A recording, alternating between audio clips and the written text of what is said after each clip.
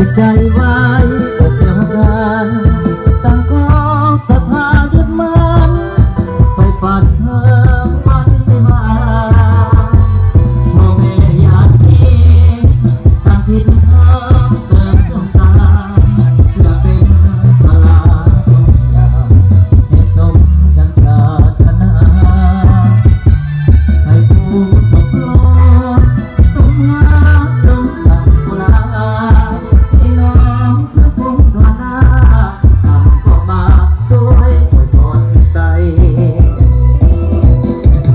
วงกองหักหายยืนยาวมาอย่าเปทันโชว์อวันแก่เท่าลงไปสร้างสิ่งเงินทองขอจงจะน้องหลั่งไหลแม้นเกิดลูกนี้